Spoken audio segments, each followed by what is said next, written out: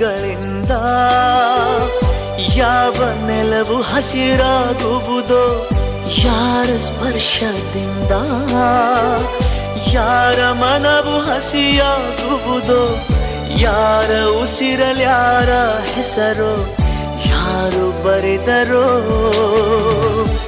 ಯಾವ ಪ್ರೀತಿ ಹೂವು ಯಾರ ಹೃದಯದಲ್ಲರಳುವುದೋ, ಯಾರ ಪ್ರೇಮ ಪೂಜೆಗೆ ಮುಡಿಪೋ ಯಾರು ಬಲ್ಲರೋ. ಮುಂಗಾರು ಮಳೆಯೇ ಏನು ನಿನ್ನ